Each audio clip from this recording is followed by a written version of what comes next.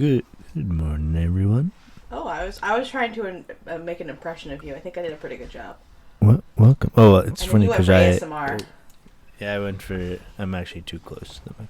I went for a little bit different tone today. Oh, is it? Is it a sad day? No, maybe we could say it's a little depression, depressing, A little.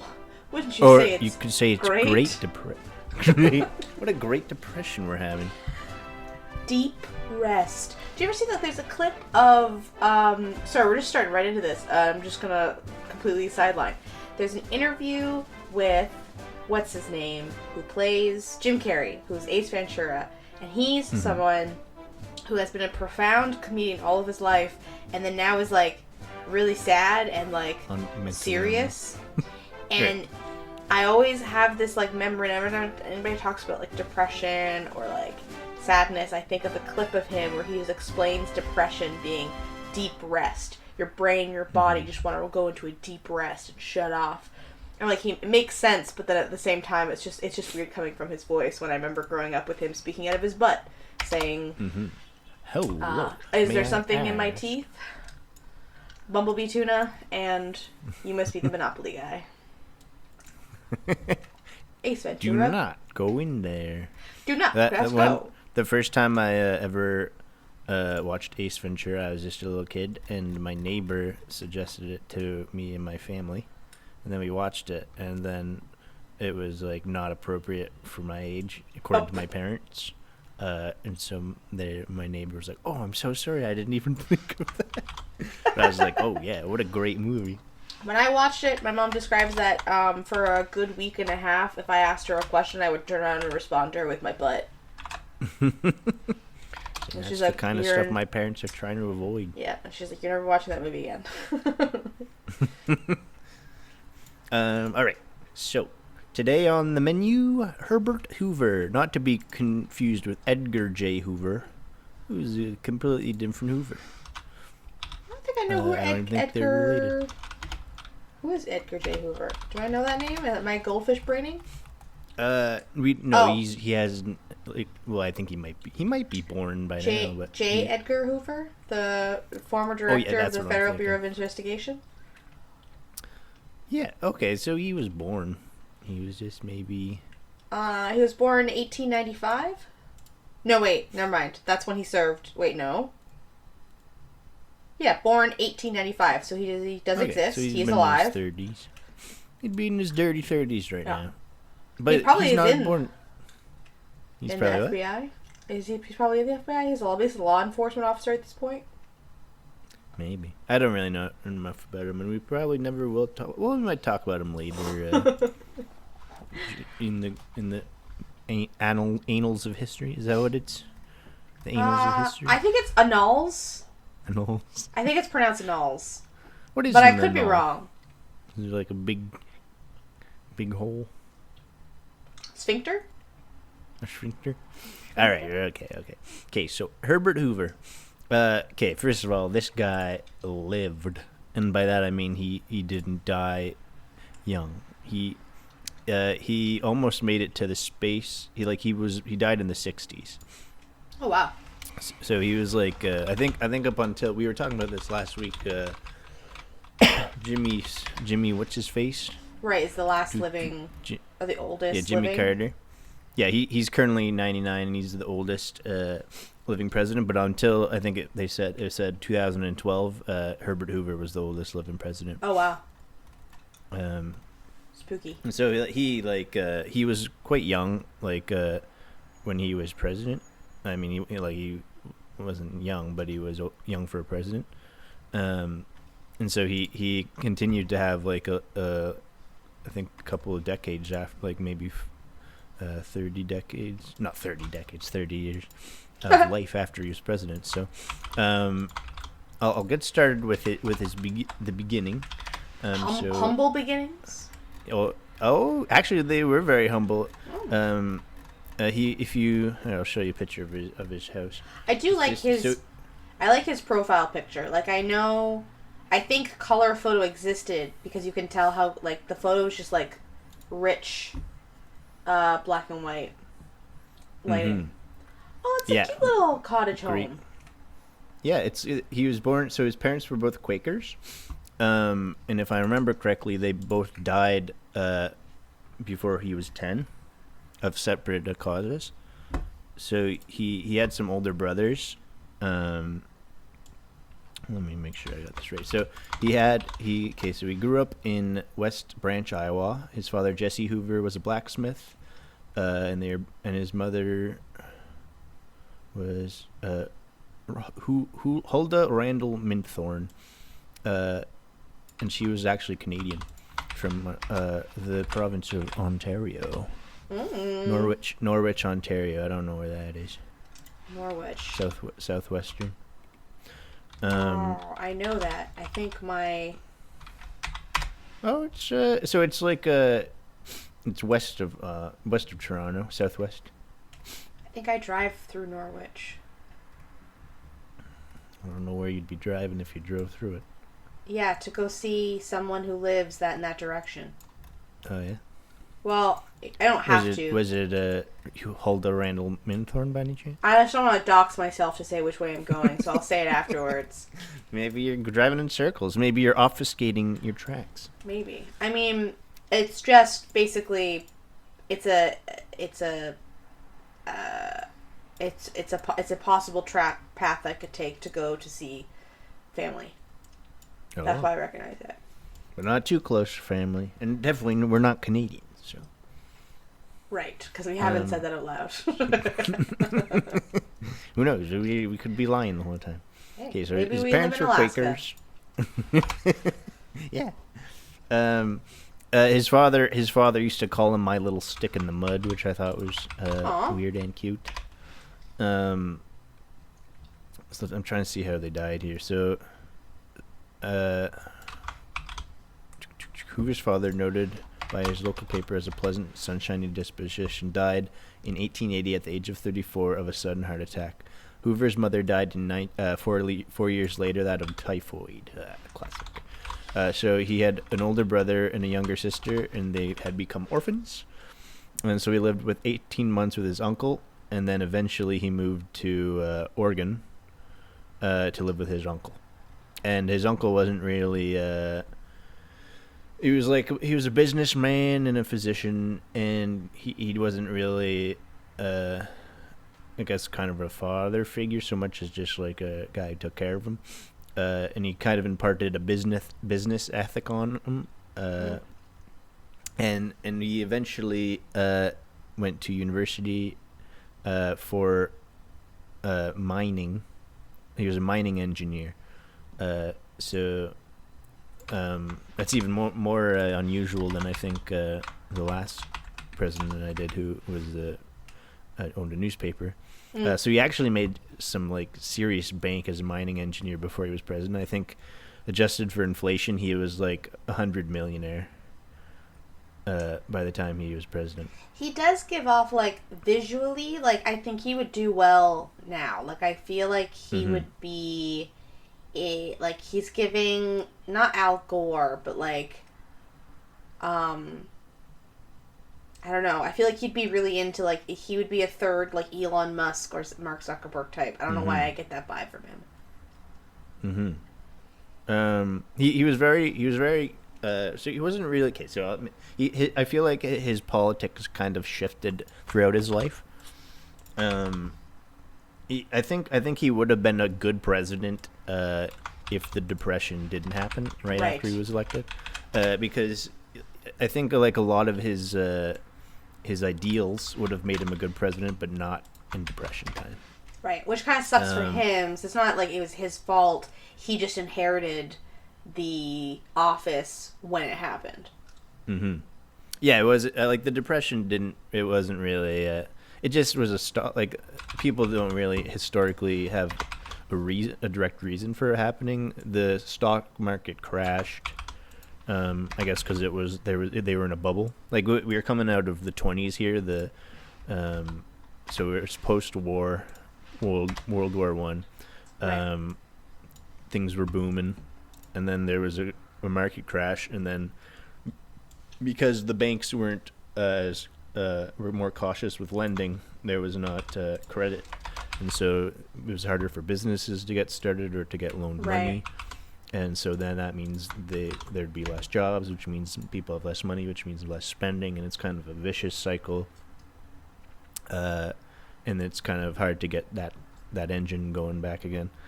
But I'm getting a little ahead of myself. So he met his wife.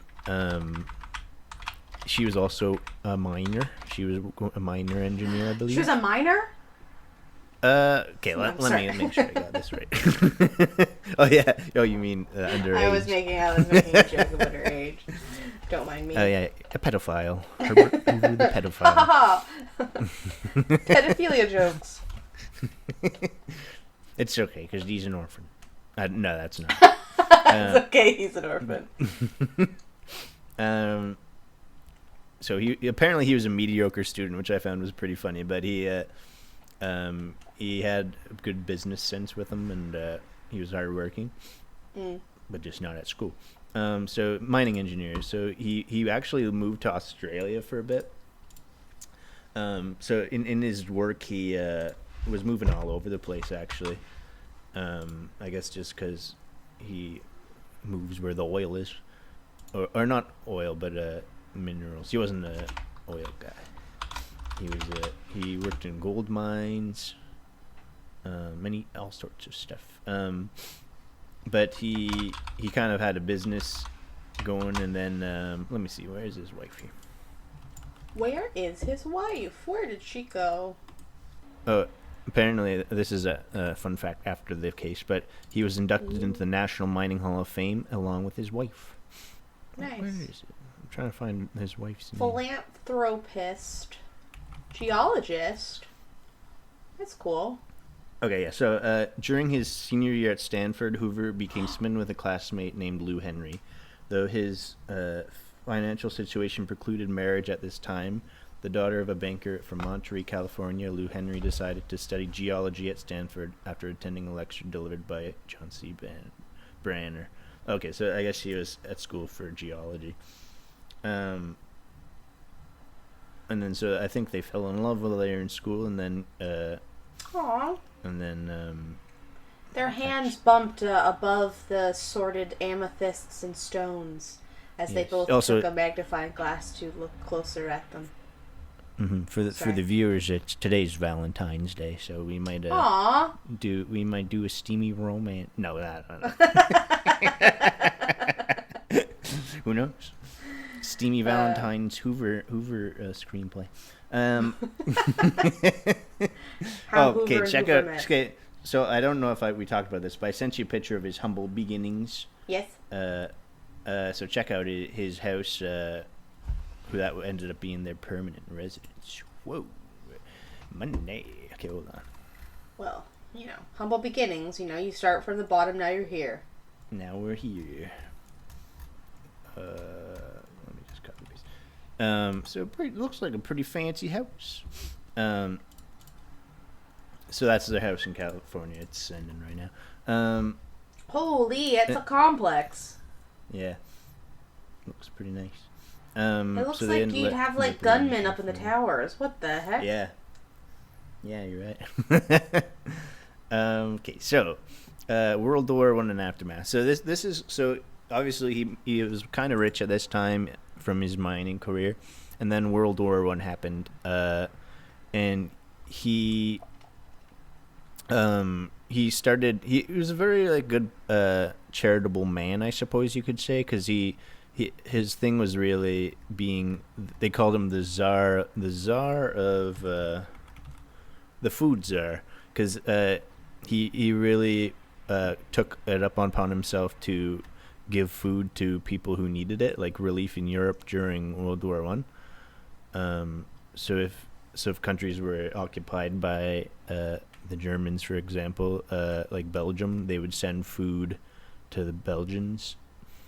And it's estimated that he had saved millions of lives in his lifetime. Oh, wow. And so that's kind of what got him to become a little bit more well known. I don't think he was doing it this time to run for as president, but he did eventually, during the Woodrow Wilson administration, he was asked by Woodrow Wilson to take charge of. I remember this. Do Okay. Yeah. I remember mentioning it. Do I remember what it was called? No, but I remember reading his name. He was like appointed to some sort of like financial, business part of the their cabinet. And he like was like gung ho to accept. Mm-hmm. Yeah, so I think it was funny because I was looking at this thing and it showed like all his public office, and it was always just like things that existed for 1 year and then were closed down. So like the head of the U.S. Food Administration. Which I kind of feel like, it's like when you make those political deals, right? Where you I mean, I don't know how closely a lot of those political dramas really are true, but House of Cards, rest in peace, that show with the awkward ending with Kevin Spacey not, just being canceled. Dying? Didn't he die? Well, they killed him off in the show, yeah. But then, okay, that's a whole other thing to get into, because Kevin Spacey still he has interviews with people, and he pretends to be his character, which I think was... Oh, right, yeah, I've seen that. Was it Umbridge or Under something? Underhill. Underhill, and like, so he in character role plays as if he's still on the show. But it's been years since he's been on it. Guy. Yeah. I think, I don't know if I finished the show. Was there a season after? There was a season after. They killed him off. And it was just his wife? And it was his wife who took over. Why was his wife president? Well, I mean, the whole show is just a retelling. No, she was never vice president. I don't know. I didn't watch the season to know how she did it. I don't know if I watched it either. All right, this show's cats. It's possible he made her his vice president, but basically the show's just a retelling of Macbeth. Like, is, or, am I getting my plays right? I think it's Macbeth. Because, Lady Macbeth. Lady Macbeth. Yeah. So they basically, collude together, and they conspiracy, and then they kind of have this, like, underlying guilt and this constant fear that they're going to be found out. So it kind of makes, in theory, it kind of makes sense that she would then take over, because in Macbeth, Lady Macbeth is kind of the brains of the operation, where, I forget what Macbeth's first name is, like the king or the lord. He is more of the bronze and is just eager for power. But what I loved about that show is it felt like it really explained to me the description of like whipping votes or making deals with people. I think you mentioned that before. Yeah, just you learn what a whip is. Yeah, you know what a whip is. You learn how like the deals are made, and I could see like you saying like these like jobs that only lasted a year. It was like, hey, you vote for me, help me get this bill passed, I'll make sure that you get a job in the White House. Now, but then they don't say is like, oh, but the contract's only going to be for 1 year and then it's done, you're fired. But I could see that like shisty kind of dealings being done. Yeah, I think like at least from my understanding of it, it was at this point he wasn't still like running for politics, but he eventually, like during the war. So it said after the war ended, Hoover served as chairman for the American Relief Administration, leading an unprecedented humanitarian campaign that provided relief to millions of people suffering from famine in Europe. This work cemented his reputation as a skilled administrator with a deep commitment to public service. And then I guess right after this, he starts running for politics. So maybe he saw the door and he's like, hey, maybe I'll take it. Yeah.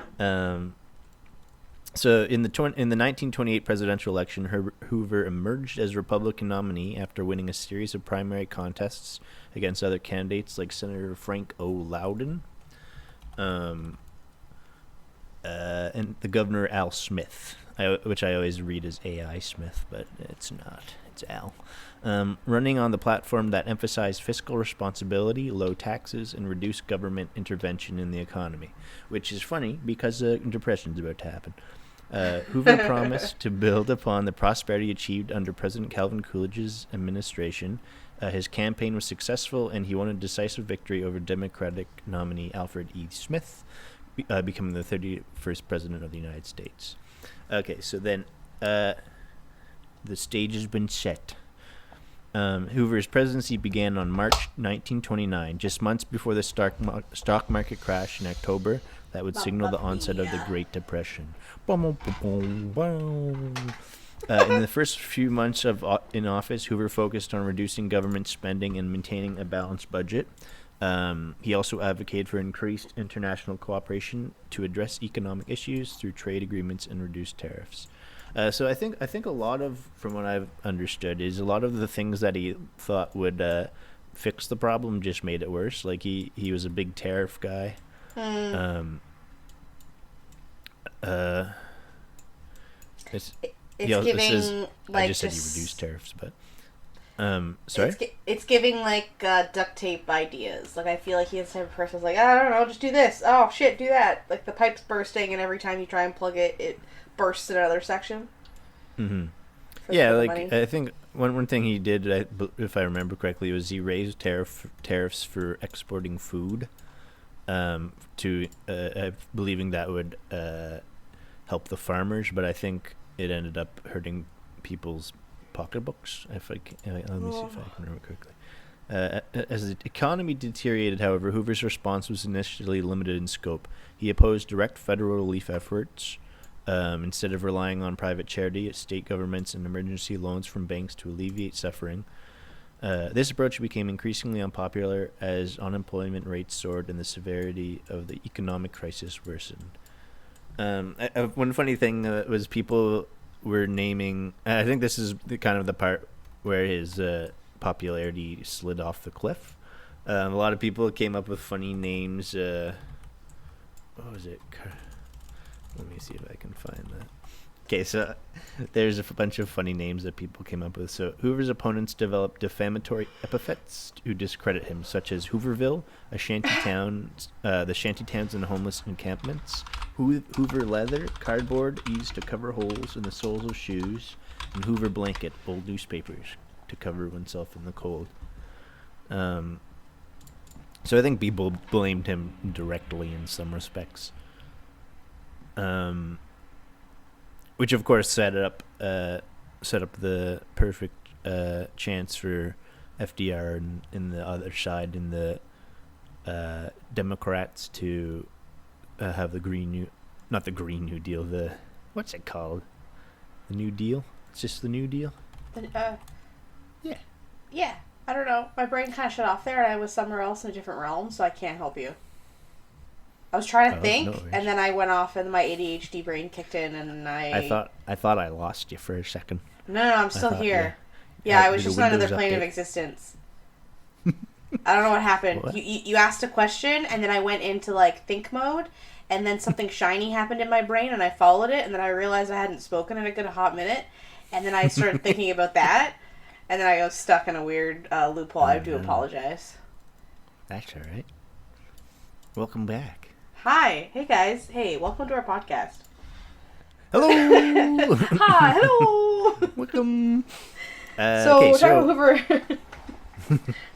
Okay, so we kind of hit the Great Depression. So he had early policies that weren't helping. Then he had later policies that didn't help much either. Then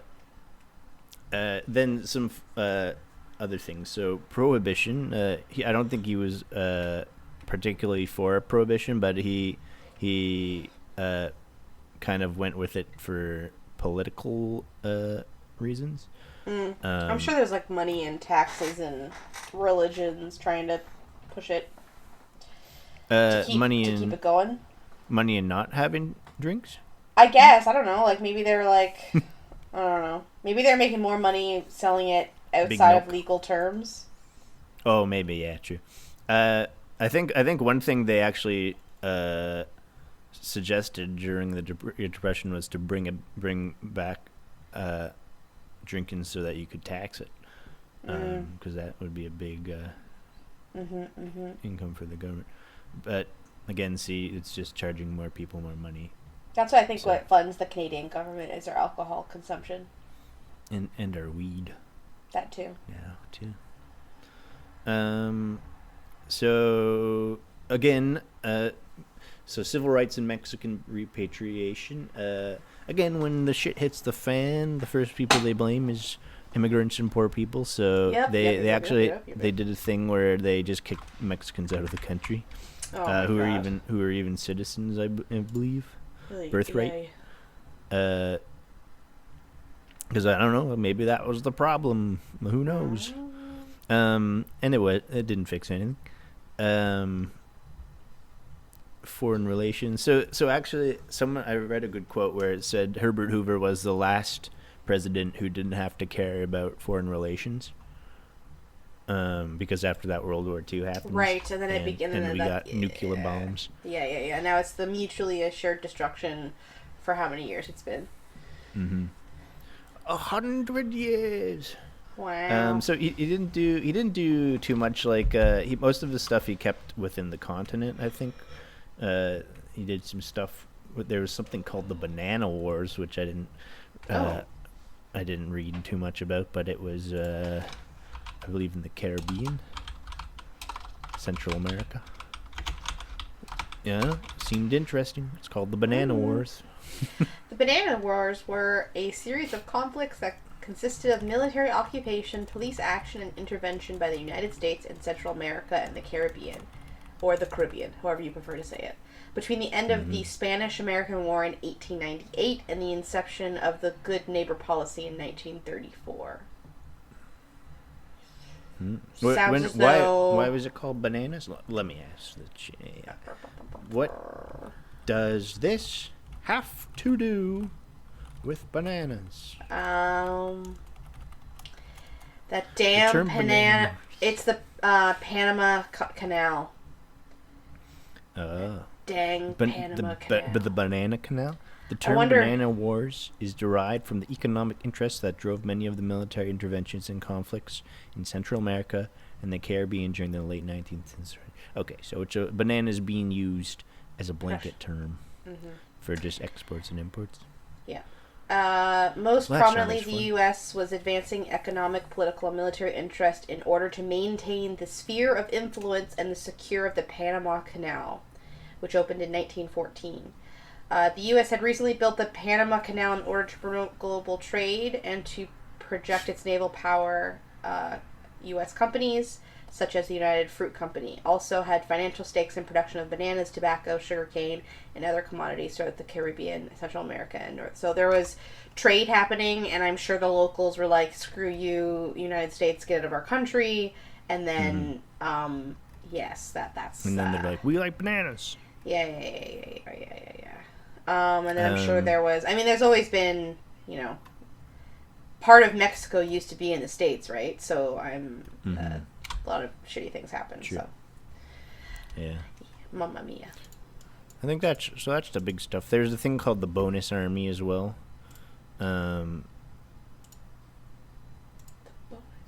Oh yeah, so basically, the Depression was happening, and a lot of World War I veterans didn't feel like they had the support that they should have, and so I think they marched down to D.C. and they camped out there for a bit, and I think actually someone ended up getting killed by police. Let me see if I'm remembering this. Yeah, so shots were fired by the police in a futile attempt to attain order, and 2 protesters were killed, while many officers were injured. Hoover sent U.S. Army forces led by General Douglas MacArthur to the protests. MacArthur, believing he was fighting a communist revolution, chose to clear out the camp with military force. Though Hoover had not ordered MacArthur's clearing out of the protesters, he endorsed it after the fact. So obviously, this incident proved embarrassing to the Hoover administration and hurt his bid for re-election. So I think by this point, this was kind of at the end of his presidency, and his reputation had pretty much went kaput. Diddly squat. Yep, diddly squat. So obviously, as we might have mentioned before, the next presidential campaign was Roosevelt and Hoover. So FDR and Herbert Hoover, and it's basically a clean sweep by. Yeah. Do you have FDR. the picture with you there? Yeah, It's just like a blue map. I think there's 4 states here that are red, and they're all in the northeast.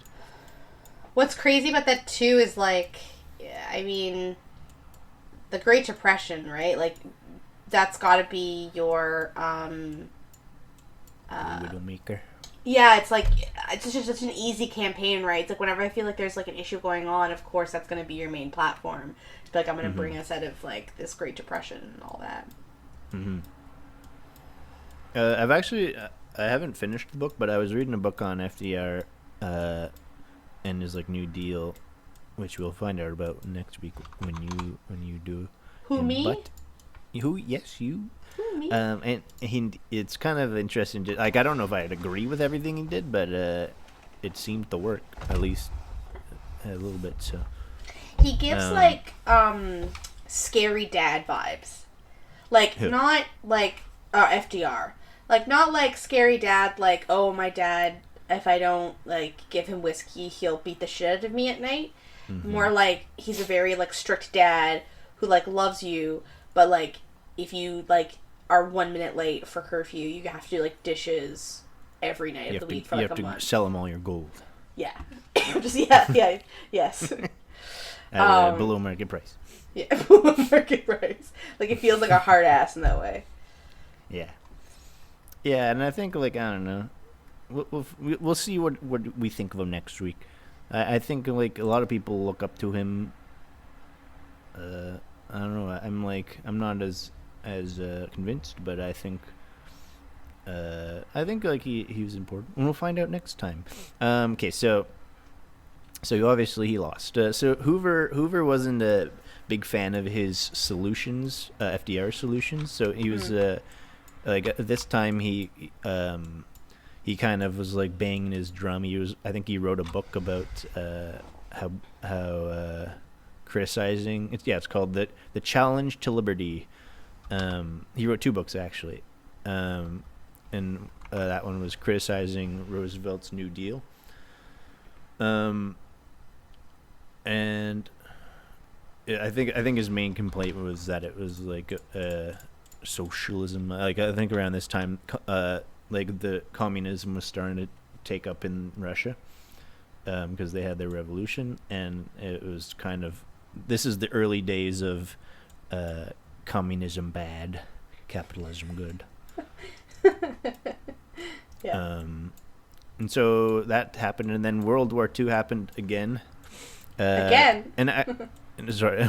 Well, World War happened again, the second one. Again.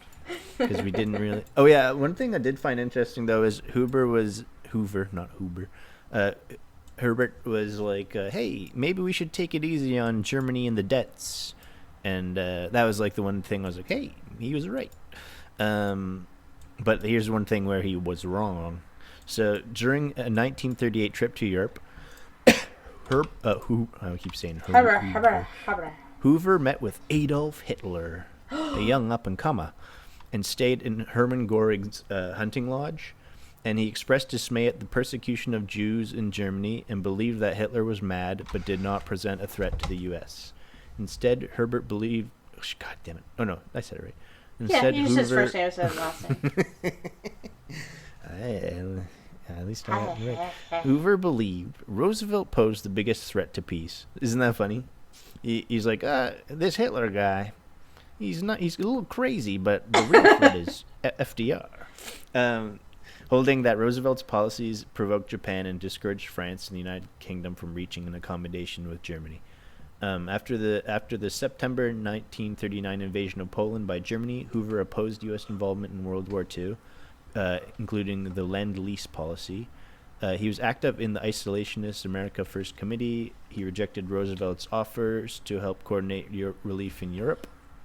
But with the help of old friends from the CRB, helped establish the Commission for Polish Relief. So I feel like this is kind of where he's like his villain arc has like started. His Joker arc. Yeah, because he was like a good guy giving out food, saving millions of lives. Then he ran for president.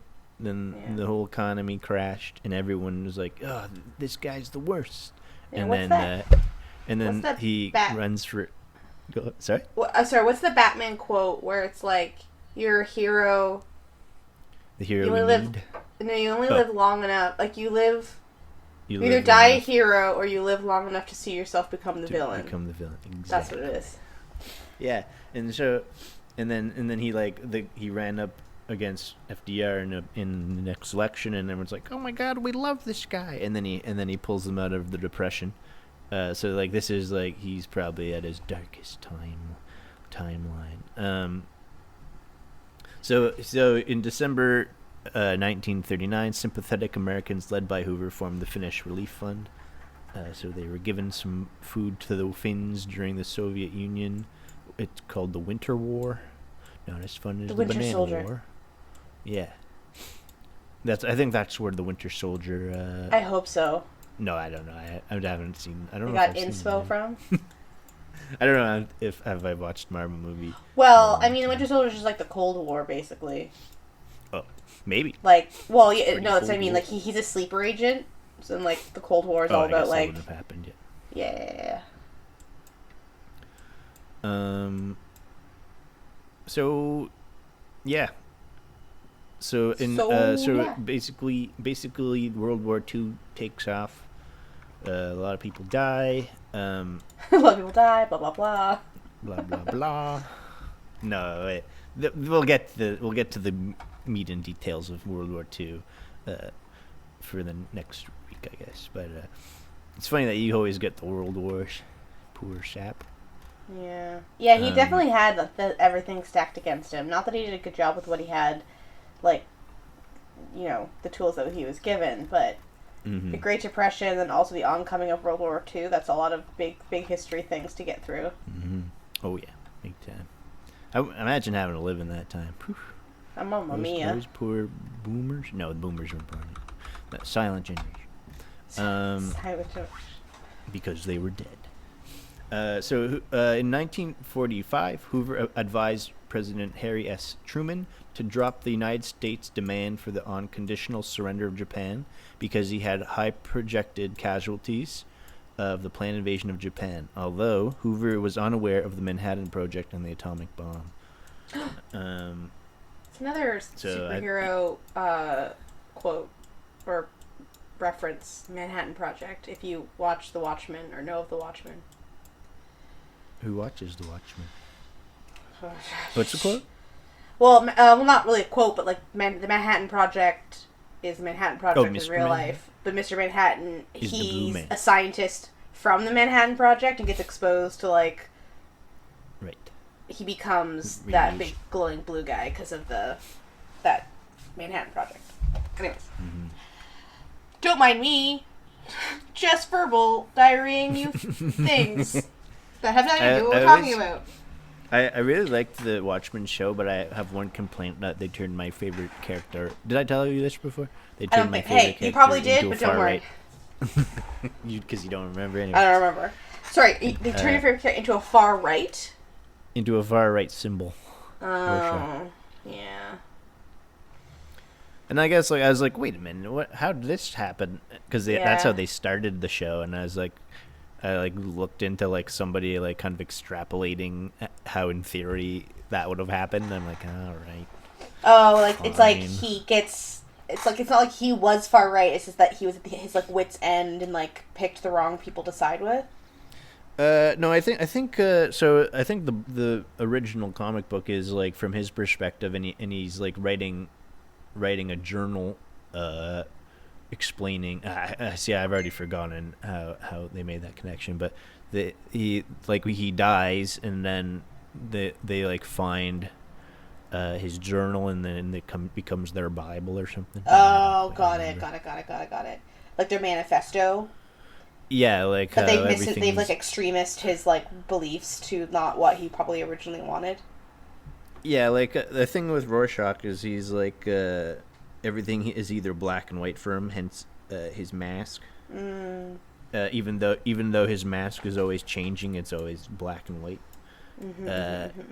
And I guess somehow HBO's like, well, that's Nazis.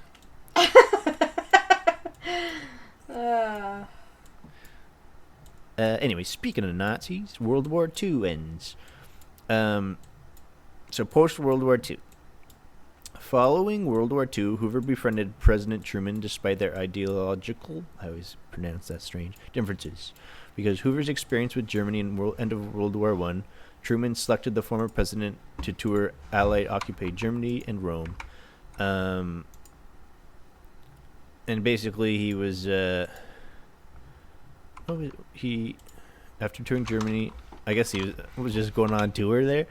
This was like the Nuremberg trials and stuff, so it was occupied by America. So he did a couple of reports called the Hoover...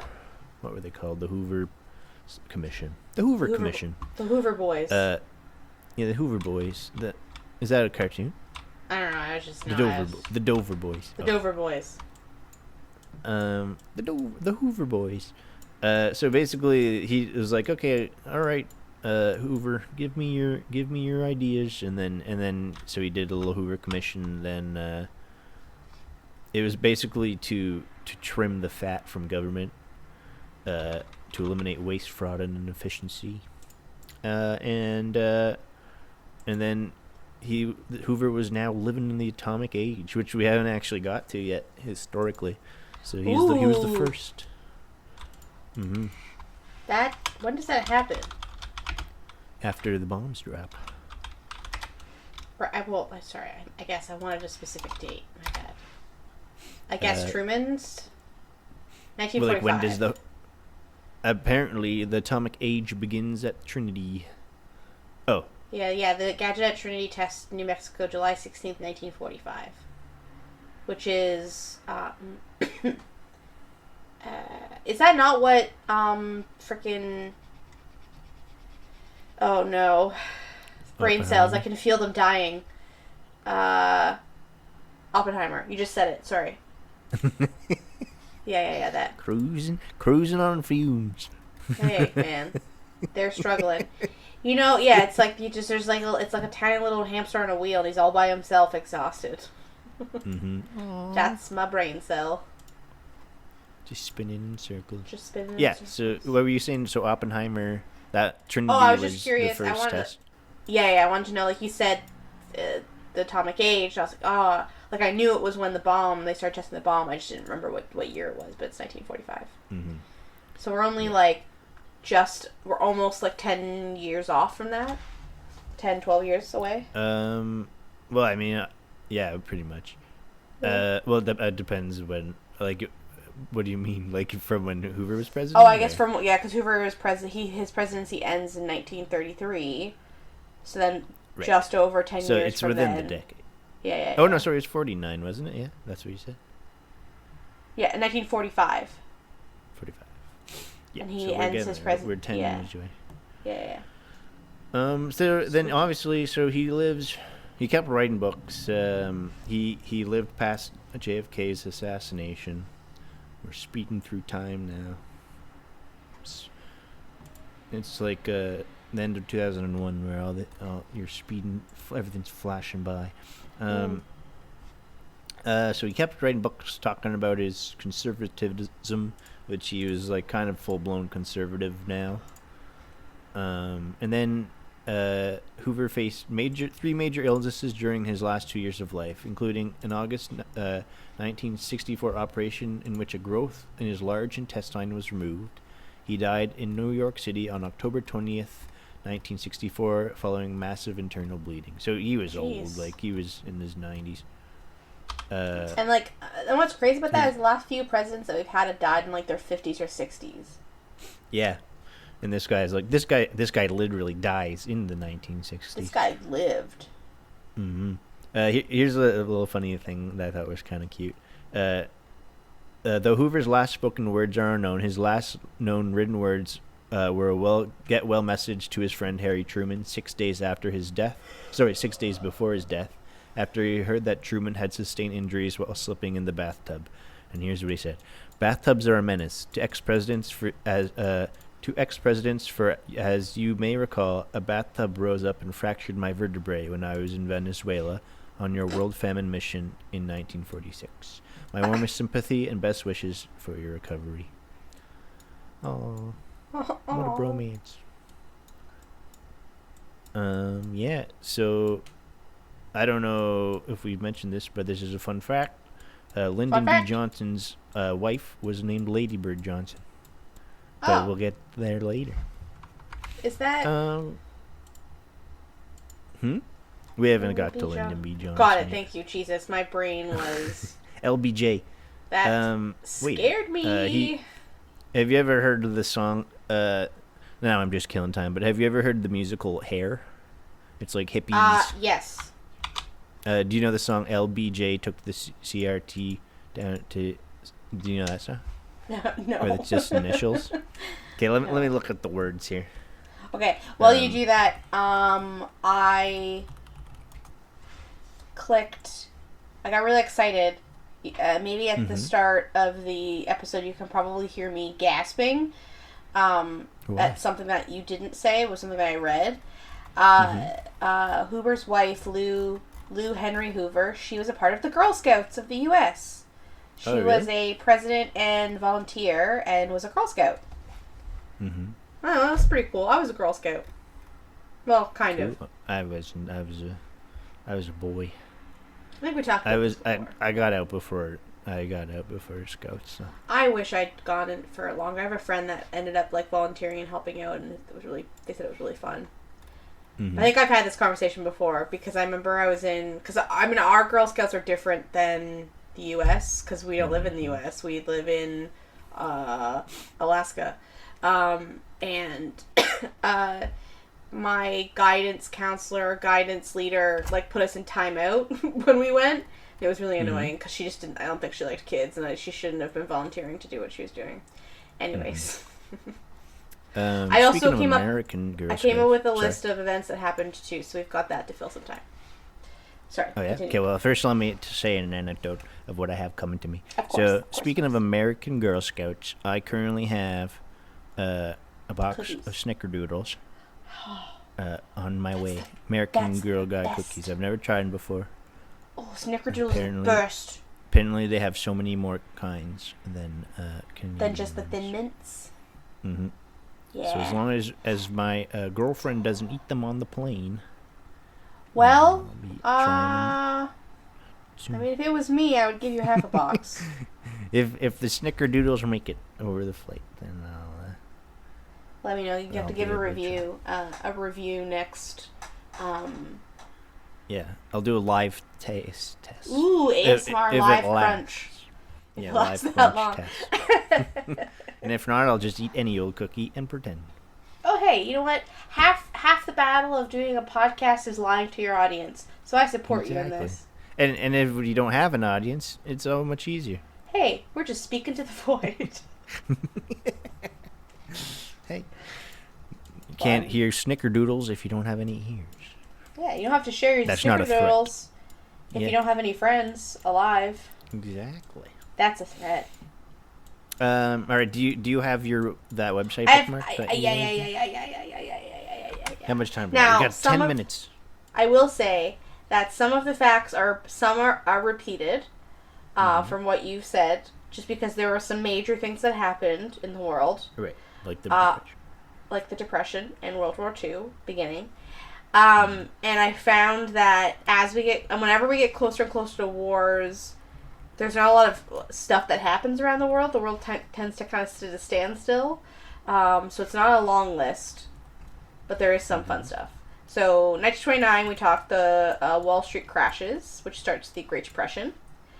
But within that same year, the Vatican becomes an independent and sovereign state located within Rome. So if you ever go to Rome... Sorry, what did the Vatican? The Vatican. Vatican City is its own country. It's its own sovereign state. Right. So technically, if you go to Rome and go to Vatican City, you've technically visited two countries in one, which is kind of exciting. During 1929, President Hoover uses Room 247 as an office after a Christmas Eve fire damages the West Wing offices. I don't know what Room 247 apparently is a thing. But hey, sure.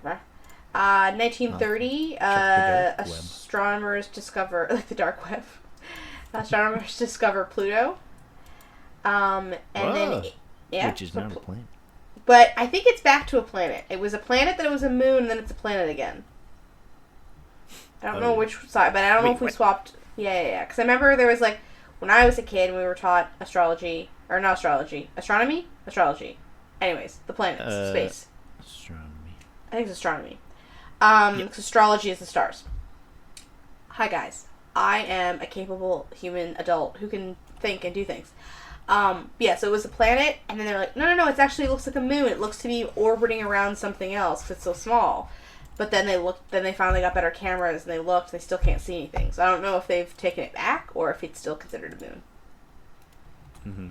Anyways, also what happened in 1930, aided by the Great Depression, the Nazi Party increases its share of the vote to 2.6 to 18.3. So basically within Germany, because the U.S. is struggling with the Great Depression, they basically are like, look, that, like, the country's failing, they're not going to be the, powerhouse of the world anymore. We have to step up and take charge of that. So they become stronger in their nation. 1931, Christ the Redeemer statue is completed, that's that big Jesus statue that's in Rio de Janeiro, up on that cliff with his hands out he's like the giant Jesus T-posing. Mm-hmm. The Star-Spangled Banner is adopted as the United States national anthem in 1931, and the Empire State Building is completed in, I guess, New York. Oh, cool. Yeah. In New York? I think it's so in New this York, is when Empire King State. Kong. I believe this is when King Kong climbed it. Yes. They scientists find their way to Skull Island. Yes. They Yep. It's actually in 1932. They come from Skull Island, transporting a sedated ape creature that is very large, and then he steals a woman and yells at airplanes. So it is true. I was bullshitting. Did the movie come out in 1932? No, I don't know. There was definitely an old one. Yeah. There was the original one where they had like toy airplanes on like strings. Then you had like a puppeted monkey. Yeah. Mm-hmm. 1931, Japan invades I think it's Manchuria. And that's part of the chaining events that leads to World War II. The World War II. Yes, I did. That actually was in my reading. Yeah. But I neglected it. Hey, that's why I'm here. This is a partnership. To fill the gaps of my knowledge. The voids. Oh, you sent me something, and that scared me. Oh, no. Okay, so I went a little off the rails with my prompting, and I said, write me a horny, sexy Valentine screenplay starring Herbert Hoover and the Great Depression. Do not hold back. Let your freak flag fly. Give this story a beginning, middle, and end. Have a plot and a resolution. So would you like to be the Great Depression or Herbert Hoover?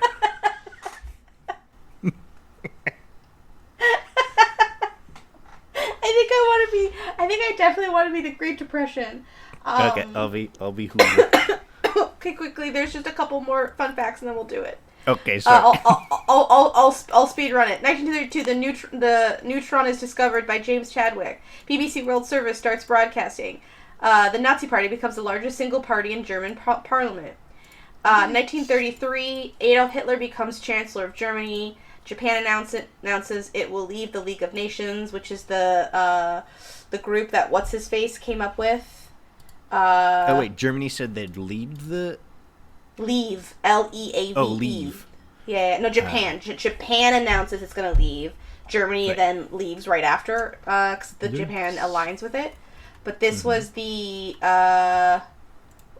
Woodrow Wilson, I think is the one, if I remember correctly, that created the League of Nations. I forget. Yes. So that was during World War I, if I have that correctly. He's the one that came in and created the League of Nations, which is now known as It becomes the United Nations after the Second World War. Mm-hmm. October 14th, 1933, Germany announces its withdrawal from the League of Nations and the World Disarmament Conference after the US, the UK, and France deny its request to increase its defense armaments under the Versailles Treaty. So it's like, hey guys, we have our meeting, we want more weapons. The US, UK, and France are like, you're got a freaky dude as your chancellor, and we don't like him, he's bad at art. And then they're like, screw you, Mom and Dad, I'm going to start a war. And then Prohibition in the United States is abolished. Okay, I'm ready. Hi, my name is the Great Depression. I'm going to try and channel sadness from Inside Out. No, I think actually you're a sexy Great Depression. Oh. Can I be a sexy, sad Great Depression? Oh, yeah, of course. Okay. All right, so I'll do like the narration. Oh. Fade in. External White House, Valentine's Day night, 1932. President Herbert Hoover, dressed in a tailored suit and tie, stands alone on the White House balcony, gazing up at the starry night sky. He appears both troubled and pensive, deep in thought about the Great Depression that has gripped the nation. Suddenly, an ethereal Great Depression personified as a seductive woman dressed in tattered clothes materializes before him. Dear President Hoover, you have done your best to keep me at bay, but now I have come for you. Who are you? I am the Great Depression. You can't escape my touch or my allure. As Hoover attempts to resist her advances, the two engage in a provocative dance, their bodies entwining and releasing in a seductive ballet. Act 1. Rising Tensions. As the night wears on, the erotic tension between Herbert Hoover and the Great Impression intensifies. Oh my God! Wait, this is. There's no. not Yeah, as we'll good have as to I go. thought it would I'll be. do Act 2. Okay. There's no lines. It's a pantomime. Okay. And Everyone the Great use the Depression theater of the mind. intensifies. Yeah. Paint the picture. The president struggles to keep up with her demands as she tempts him with promises of wealth and power. The couple dances their way through the White House, traversing through lavish rooms filled with opulence and decadence. Act 2. Dark Secrets Unveiled. As Hoover delves deeper into his passionate affair with the Great Depression, he is haunted by the ghosts of the past. Bankers, businessmen, and workers who have been devastated by an economic downturn. These ethereal beings serve as a constant reminder that their union can never be consummated without consequences. Act 3. The Climax. The climactic moment arrives when Hubert confronts his deepest desires and fears. He is faced with a choice of either giving in to the Great Depression's seductive allure or resist her embrace for the good of the nation. In this moment, a final decision must be made that will change their fates forever. It's explaining a story to us. Yeah, I mean, I do see this being like a ballet, right? Where yeah. Act 4, Resolution. In a twist of fate, Hoover chooses to resist the Great Depression advances and, in doing so, finds himself embraced by the spirit of recovery embodied in the form of Franklin D. Roosevelt. Together, they dance a joyful jig as the nation begins to heal from its economic wounds. Fade out. The film ends with a montage of the American people rebuilding their lives and economy under the leadership of President Roosevelt's New Deal policies, proving that even in the darkest moments, hope and recovery can be found. The end. Wow. To be continued, so because in a world war horny. happens. That was So very yeah. Next time, FDR and the sexy World War II. Wow. Part 2, FDR flirts with Adolf Hitler from across the pond. Oh, that's what I should have done. Oh. Next time. I mean, the World War II goes on for a while. Mm-hmm. Yeah, we can have lots of sexy screenplays. Oh, I just did it. I said, now do it with Hitler. Says, A Fateful Valentine with Adolf Hitler. Wow. Fade in Berlin. Oh, jeez. It's basically the same story, but it's the exact same story, but Weimar where all Republic. great Valentines begin. Berlin. Yeah. Oh God. All right, well, I'm not going to read funny. this one. No. I'll spare you the. Well, rising is tensions and dark Herbert Hoover your favorite president? I don't think so. I think he was mid. In fact, I think he was kind of a bad president, even though I think he was a good person. I forgot a thing I was going to say. I looked at the Hoover Dam. Because I was... Oh, yeah. I was suspicious. I was like, I'm like, did I make that up in my head? But it was built during the Depression, and, like, it cost Like during their construction, it was referred to as the Hoover Dam. It Like Hoover involved leather? thousands of workers and cost hundreds of lives. People like died. And then really? during I don't know whose presidency. Oh, President Roosevelt renamed it to the Boulder Dam after Hoover was no longer president, and then Congress switched it back to Hoover Dam in 1947. So I feel like that was like a little slight that FDR was like, "Screw you, Herbert. He's like, I'm that's gonna it. I'm rename writing your another dam." book. Yeah, yeah. I'm Gossip Girl.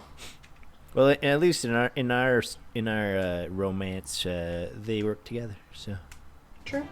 they did a little jig. They did a little jig, a jig of friendship. Yeah. Ain't that the way it is? Ain't that the way?